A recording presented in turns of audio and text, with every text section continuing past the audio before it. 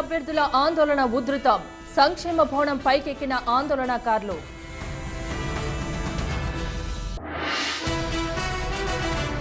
లక్షల్లో ఖాళీలు, వేలల్లో భర్తీలు. ప్రభుత్వ తీరుపై నిరుద్యోగుల ఆగ్రహం.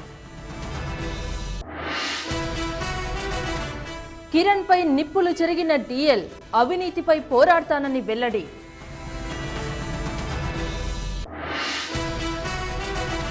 చురుగ్గా కదులుతున్న రుతుపవనాలు. రాష్ట్ర వ్యాప్తంగా 2 రోజుల్లో భారీ వర్షాలు.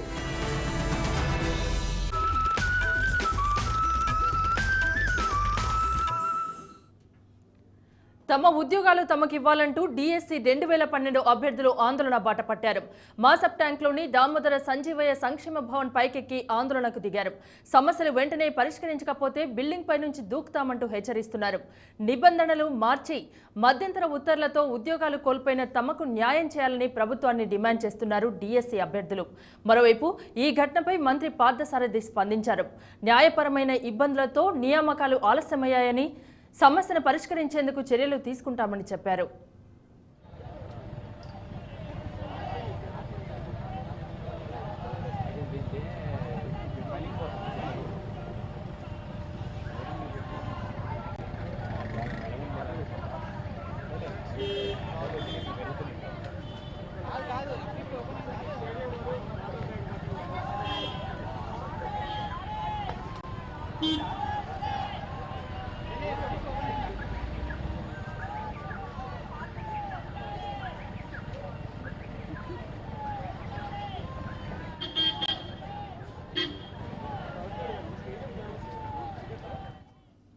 ముఖ్యమంత్రి కిరణ్ పై నిప్పులు చెరిగారు మాజీ మంత్రి డిఎల్ రవీంద్రారెడ్డి. పదవిలో ఉన్నంతకాలం సంపాదించుకొని బయటపడాలన్న ఆలోచనలో ఉన్న సీఎం కాంగ్రెస్ ను భూస్థాపితం చేయడం ఖాయమన్నారు. డిఎల్ జగన్ అవినీతిపై పోరాడినట్లే సీఎం అవినీతిపై కూడా పోరాడతామన్నారు ఆయన. సీఎం దగ్గర పైరవీలు చేసుకునే చెంచగాళ్లు తనపై విమర్శలు చేస్తున్నారని మండిపడ్డారు డిఎల్. అసెంబ్లీ సమావేశాల తర్వాత తన భవిష్యత్ కార్యాచరణను ప్రకటిస్తానని ఆయన చెప్పారు.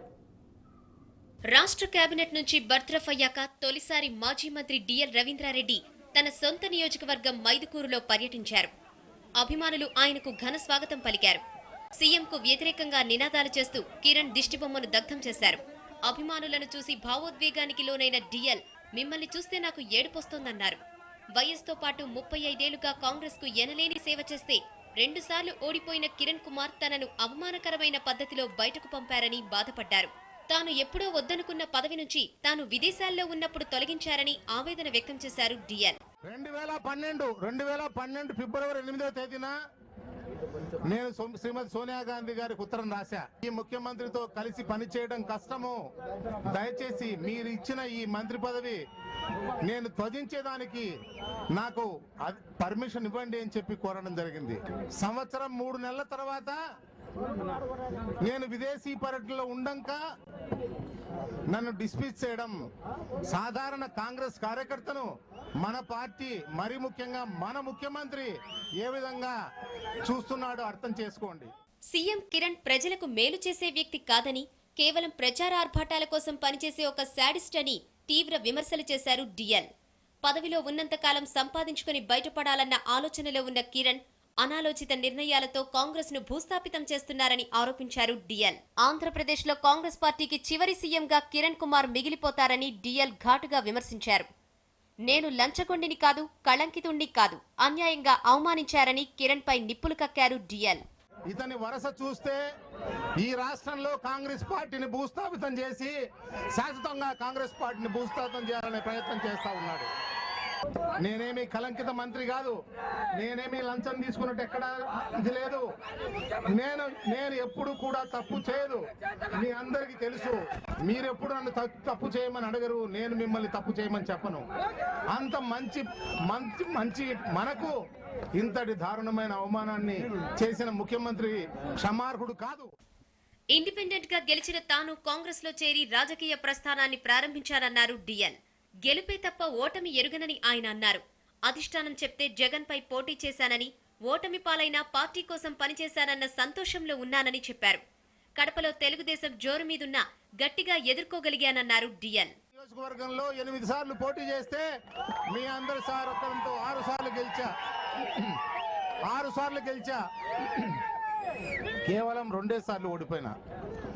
కాంగ్రెస్ హైకమాండ్ చెప్పింది మీరు పోటీ చేయాలి పార్లమెంట్ నియోజకవర్గానికి, పార్లమెంటరీ రాజకీయాల్లో నాకు ఆసక్తి లేకపోయినా కూడా నేను పోటీ చేయడం, దారుణంగా ఓడిపోవడం జరిగింది. ఇవన్నీ పార్టీ కోసం కదా.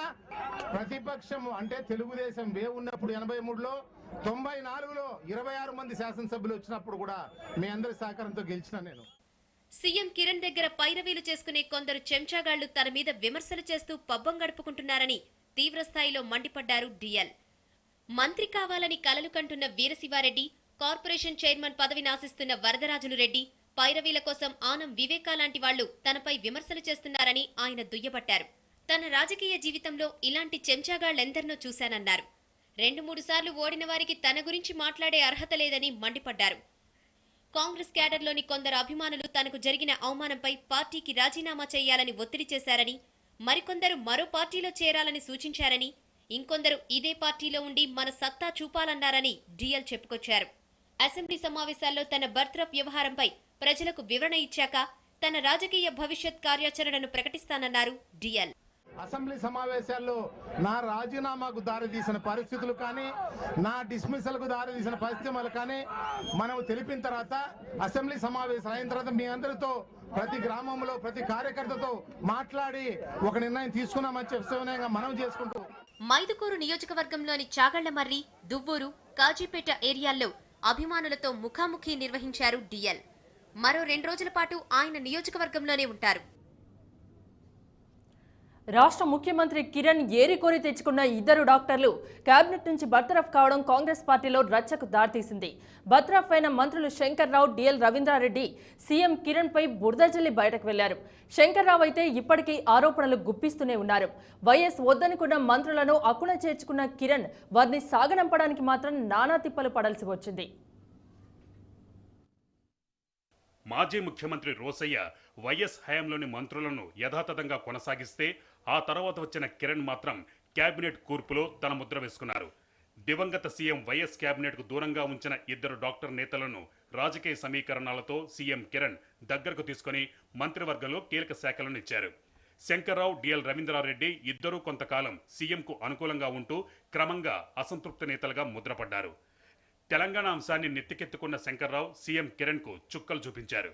దళితుడు, హైకమాండ్ విధేయుడు కావడంతో శంకర్రావును వదిలించుకోవడానికి కిరణ్ భారీ కసరత్తే చేయాల్సి వచ్చింది. శంకర్రావు గొడవ వదిలిందనుకుంటే మరో సీనియర్ మంత్రి, హైకమాండ్ పెద్దల అండదండలున్న డాక్టర్ డిఎల్ రవీంద్రారెడ్డి కిరణ్కు ఏకు మేఘై కూర్చున్నారు. ప్రధానంగా కిరణ్ పథకాలపై మొదటి నుంచి అసమ్మతి స్వరాలను వినిపిస్తూ వస్తున్న డిఎల్, సీనియర్ మంత్రులు జానా, బొత్స, దామోదర రాజనరసింహ మద్దతులో సీఎంకు పక్కలో బలంగా మారారు. ఒక డాక్టర్ను వదిలించుకున్న సీఎం ఇప్పుడు మరో డాక్టర్ను కూడా బర్తరఫ్ అస్త్రంతో ఇంటిదారి పట్టించారు. మంత్రివర్గంలోకి తీసుకున్న సీఎంపై శంకర్రావు, డిఎల్ ఇద్దరు కూడా పరిధులు అతిక్రమించడం వల్ల విధిలేని పరిస్థితిలో సీఎం ఈ నిర్ణయం తీసుకోవాల్సి వచ్చిందని కాంగ్రెస్ నేతలు అంటున్నారు. నోటీసులు ఇవ్వాలన్నా లేకపోతే వారికి ఒక అవకాశం ఇవ్వాలన్నా అది ఒక స్థాయి మించి విపరీతంగా పెరిగిపోయిన తర్వాత అది ఇవ్వలేకుండా ఈ విధమైనటువంటి చర్యలు చేపట్టడం అనేది రాజకీయాల్లో సహజంగా జరిగేటువంటి ప్రక్రియ. ఆ ప్రక్రియలో భాగంగానే ఈయన బర్తరఫ్ చేశారని నేను అనుకుంటా ఉన్నా. ఇక రాష్ట్ర ముఖ్యమంత్రి శ్రీ కిరణ్ కుమార్ రెడ్డి గారు ఆయన ఏదో ఏకోన్ముఖంగా చేసినటువంటి వ్యవహారం కాదు. మరోవైపు బర్తరఫ్ అయిన 2 మంత్రులు తమ చర్యలను సమర్థించుకుంటున్నారు. తప్పుల మీద తప్పులు చేస్తున్న సీఎంపై సోనియాకు ఫిర్యాదు చేయడం తప్పేలా అవుతుందని ఎదురు ప్రశ్నిస్తున్నారు. ఇండిసిప్లిన్ వాళ్ళు చేస్తున్నారు, తప్పులు వాళ్ళు చేస్తున్నారు. నేను పెద్ద పెద్ద స్కాండల్ బయటకు తీస్తా ఉంటే నన్ను డిఎల్ను శాక్ చేయడం, ఇవాళ రెడ్డి సామాజిక వర్గం కూడా దూరం చేసుకున్నారా, మహిళా లోకాన్ని కూడా దూరం చేసుకున్నారు. ఒక మహిళ యూపీఏ చైర్పర్సన్గా ఉంటే ఒక మహిళను మధ్యరాత్రి పోయేసి ఇంటిని సరి చేయడము ఎంతవరకు సమంజసం? ఎలక్టెడ్ మెంబర్ల హక్కులను కాలరాయడమా కదా? శంకర్రావు బర్తరఫ్ రగడ కొన్నాళ్లే నడిచిన సీనియర్ మంత్రి డిఎల్ వ్యవహారం మాత్రం ఢిల్లీ స్థాయిలో హల్చల్ సృష్టిస్తోంది. మంత్రుల బర్తరఫ్ రచ్చ ఇప్పట్లో చల్లారేట్లు కనపడకపోవడంతో ఈ గొడవ ఎటుపోయి ఎటు వస్తుందోనని నేతల్లో టెన్షన్ మొదలైంది.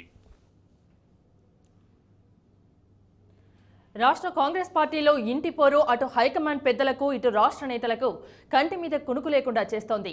డిఎల్ బర్తరఫ్పై ఇప్పటికే ఢిల్లీలో మకాం వేసిన పెద్దలు ఇంటిదారి పడితే ఇట్నుంచి డిప్యూటీ సీఎం హస్తిన బాట పట్టారు. సొంత పార్టీలో చోటు చేసుకుంటున్న పరిణామాలు బాధ కలిగించాయంటున్నారు పీసీసీ చీఫ్ బొత్స. సందట్లో సడేమియాల ఏపీ ఇన్ఛార్జ్ ఆజాద్ను సాగనంపాలంటూ ఒక వర్గం డిమాండ్ చేయడంతో ఇంటి పోరు ఇప్పుడు రచ్చకెక్కింది. ఎన్నికలకు ఏడాది గడువు కూడా లేకముందే కాంగ్రెస్ పార్టీలో గ్రూపు రాజకీయాలు, విమర్శలు, ప్రతి విమర్శలు ఢిల్లీ పెద్దలకు నిద్ర లేకుండా చేస్తున్నాయి. కీలక నేతలు హస్తినకు, హైదరాబాద్కు మధ్య చక్కర్లు కొడుతుంటే ఏవో పరిణామాలు సంభవిస్తాయన్న వార్తలు షికారులు కొడుతున్నాయి. డిఎల్ బర్తరఫ్ పార్టీ వ్యవహారాలపై చర్చించేందుకు ఢిల్లీలోనే మకాం వేసిన నేతలు పార్టీ, ప్రభుత్వంలో జరుగుతున్న పరిణామాలను ఎవరికి తోచిన విధంగా హైకమాండ్కు నివేదిస్తున్నారు. 2 రోజుల పాటు హస్తిన్లో ఉన్న పీసీసీ చీఫ్ బొత్స రాష్ట్ర కాంగ్రెస్ పార్టీలో చోటు చేసుకుంటున్న పరిణామాలు బాధ కలిగించాయంటున్నారు. ఢిల్లీలో మీడియాతో మాట్లాడిన బొత్స చిరంజీవి సోనియాతో భేటీ కావడంలో ప్రత్యేకత ఏమీ లేదన్నారు. మంత్రులను కాపాడుకోవడానికే భేటీ అయ్యారన్న వార్తల్ని ఖండించారు. ఇక రాష్ట్రంలో పర్యటించాల్సిందిగా ఇటు సోనియా గాంధీని, అటు రాహుల్ గాంధీని కోరినట్టు వివరించారాయన. ఈ మధ్యకాలంలో కాంగ్రెస్ పార్టీలో జరుగుతున్న పరిణామాల మీద కొద్దిగా బాధ అనిపిస్తుంది. ఈ నెలాఖరికి కానీ వచ్చే నెలలో కానీ ఆంధ్రప్రదేశ్లో మరి మేడం మన ఏఐసిసి అధ్యక్షురాలు సోనియా గాంధీ గారిని పర్యటించమని, వారిని అలాగే ఉపాధ్యక్షులు రాహుల్ గాంధీ గారిని పర్యటించాలని చెప్పని కోరడం జరిగింది. చిరంజీవి గారు కలిసింది వారు రాష్ట్రం వారు ఒక కేంద్రంలో ఒక మంత్రి, దాంతోపాటు రాష్ట్రంలో ఒక కీలకమైన వ్యక్తి పార్టీలోనూ వారికి గౌరవం ఉంది. కాబట్టి వారు ఎన్నో విషయాలు మాట్లాడుకుంటున్నారు. అంతేగాని మంత్రులు రక్షించుకోవడం, మంత్రులు బ్యాక్ చేసుకోవడం అది మాత్రం కరెక్ట్ కాదు మీరు మాట్లాడిన మాటలు. డిఎల్ పంచాయతీ హస్తినలో రచ్చరేపుతుంటే ఇటు కాంగ్రెస్ లో తెలంగాణ అంశంపై ఆజాద్ వ్యాఖ్యలు కొత్త వివాదానికి దారితీసింది. తెలంగాణపై రోజుకో మాట చెప్తున్న ఆజాద్ను పార్టీ నుంచి సాగనంపాలంటూ టీ కాంగ్రెస్ నేతలు ఏకంగా హైకమాండే డిమాండ్ చేశారు. ఇటువంటి వ్యక్తి వలన ఆంధ్రప్రదేశ్ ఇన్ఛార్జిగా ఉండి ఇక్కడ పార్టీని బలోపేతం చేస్తున్నాడా, బలహీనపరచడానికి ఉన్నాడా అనేది తేల్చవలసిన అంశం ఇది. ఆయనకు అసలు ఎప్పుడు ఎందుకు మాట్లాడాలనే విచక్షణ కూడా లేకుండా మాట్లాడడం ఇది చాలా ఘోరము. దీనికి హైకమాండ్లో కూడా నాయకులందరూ అసలు ఏమిటి, ఎందుకు ఇలా మాట్లాడుతున్నారని వారిని నిలదీయవలసిన అవసరం ఉంది. యాదవ్ రెడ్డి వ్యాఖ్య ఢిల్లీలో ఉన్న కాంగ్రెస్ పెద్దలకు కాక పుట్టించింది. రాష్ట్ర కాంగ్రెస్ వ్యవహారాల ఇన్ఛార్జ్ ఆజాద్ను విమర్శించిన యాదవ్ రెడ్డిపై అవసరమైతే క్రమశిక్షణ చర్యలు తీసుకుంటామన్నారు బొత్స. వారు అఖిల భారత కాంగ్రెస్ కమిటీ ప్రధాన కార్యదర్శి, వారు రాష్ట్రానికి ఇన్ఛార్జి. వారి మీద వ్యక్తిగతమైన విమర్శలు కానీ పార్టీపరమైన విమర్శలు కానీ చేసే హక్కు, అర్హత ఎవరికీ లేదు. పార్టీలో కొంత క్రమశిక్షణ ఉండాలి. కాబట్టి తప్పకుండా యాదవ్ రెడ్డి గారి మీద ఎవరిని అడుగుతాము, అవసరమైతే చర్య కూడా క్రమశిక్షణ గారు కూడా తీసుకుంది. ఒకవైపు బర్తరఫ్ అయిన మాజీలు డిఎల్, శంకర్రావులు సీఎం కిరణ్ ను ఎండగడుతుంటే మరోవైపు తెలంగాణ పంచాయతీ రచ్చను మరింత పెద్దది చేస్తోంది. కిరణ్ పై సుప్రీంకోర్టులో పిటిషన్ వేస్తానంటూ శంకర్రావు తొడగొడితే యాదవ్ రెడ్డి లాంటి నేతలు సిఎల్పి సాక్షిగా ఆజాద్కే సవాల్ విసురుతున్నారు. ఢిల్లీ వెళ్లిన ముఖ్యమంత్రి ఏపీ ఇన్ఛార్జ్ ఆజాద్తో సుదీర్ఘంగా చర్చలు జరిపారు. డిఎల్ను తొలగించిన తీరుపై ఆజాద్కు వివరణ ఇచ్చారని చెబుతున్నారు. డిఎల్ను తొలగించిన తీరుపై సీఎం తన సహచరుల నుంచే తీవ్ర విమర్శలు ఎదుర్కొంటున్నారు. పీసీసీ అధ్యక్షుడు జానారెడ్డి, చిరంజీవి కూడా ఢిల్లీ పెద్దలకు సీఎంపై ఫిర్యాదు చేసినట్లు సమాచారం. ఈ నేపథ్యంలో ఆజాద్కు సీఎం తన వాదన గట్టిగా వినిపించినట్లు ఆయన సన్నిహితులు చెబుతున్నారు.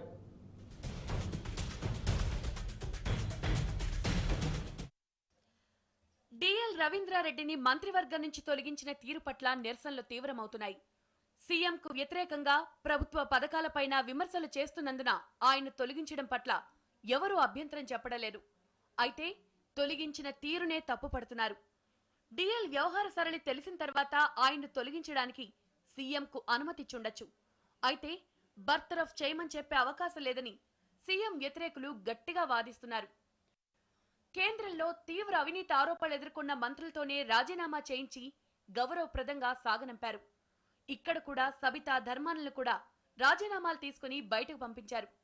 కానీ అవినీతి ఆరోపణలు లేని కేవలం సీఎంకు వ్యతిరేకంగా వ్యవహరిస్తున్నారన్న ఒకే కారణంతో డిఎల్ను తొలగించిన తీరు బాధాకరంగా ఉందని స్వయంగా పీసీసీ చీఫ్ సత్యబాబు కూడా అభిప్రాయపడ్డారు. Deputy CM Damodar Rajanarasimha DL నివాసానికి వెళ్లి ఆయనకు సంఘీభావం తెలిపారు. మరో సీనియర్ మంత్రి జానారెడ్డి కూడా తొలగించిన తీరు బాధాకరమన్నారు. ఈ విషయం మీద ఆల్రెడీ నేను స్టేట్మెంట్ ఇచ్చినాను. ఇప్పుడు ఈ విషయాలన్నీ ఆ విషయం నేను బాధాకరం అని చెప్పి వ్యక్తపరిచినాను. ఈ పరిణామాలు జరగకుండా ఉండాల్సింది, జరగకూడని పరిణామాలు జరగటం మూలన నా బాధను మరొకసారి వ్యక్తం చేస్తూ, ముఖ్యమంత్రికి సన్నిహితంగా ఉండే పదవులు ఆశించే ఒకరిద్దరు నేతలు మినహా డిఎల్ను తొలగించిన తీరు పట్ల ఎవరూ హర్షం వ్యక్తం చేయడం లేదు. దీంతో ముఖ్యమంత్రి చర్యపై కాంగ్రెస్ అధిష్టానానికి పుంఖానుపుంఖాలుగా ఫిర్యాదులు అందుతున్నాయి. ఢిల్లీ వచ్చిన PCC chief Satyababu AP in charge ఆజాద్తో సుదీర్ఘంగా చర్చలు జరిపారు. సీఎంపై ఫిర్యాదు కూడా చేసినట్లు సమాచారం. డిప్యూటీ సీఎం దామోదర్ కూడా ఢిల్లీ వెళ్తున్నారు.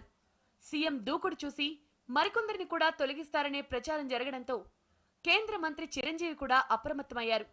రామచంద్రయ్యను ఎక్కడ తొలగిస్తారో అన్న సందేహంతో ముందుగానే సోనియాను కలిసి చర్చించినట్లు చెప్తున్నారు. ముఖ్యమంత్రి తన శక్తిని పరీక్షించుకోవడానికి డిఎల్ను ఇలా అవమానకరంగా బయటకు పంపించారనే వాదనలు వినిపిస్తున్నాయి. ఈ చర్య తర్వాత రియాక్షన్స్ ఎలా ఉంటాయి, తర్వాత ఎలా వ్యవహరించాలనే వ్యూహంతోనే సీఎం ముందుకు సాగుతున్నారని అంటున్నారు. అయితే సీఎం వ్యూహం బెడిసి కొట్టి ఆయనపైనే అందరూ వేలెత్తి చూపిస్తున్నారు. డిఎల్కు సానుభూతి చూపిస్తున్నారు. దీంతో ముఖ్యమంత్రి కిరణ్ నష్ట నివారణ చర్యలకు ప్రయత్నిస్తున్నారు. అందులో భాగంగానే ఢిల్లీలో అధికారిక కార్యక్రమాలు పూర్తయ్యాక ఏపీ ఇన్ఛార్జ్ ఆజాద్తో సుదీర్ఘంగా చర్చలు జరిపారు. డిఎల్ను తొలగించిన తీరు అవసరం గురించి వివరణ ఇచ్చినట్లు సమాచారం.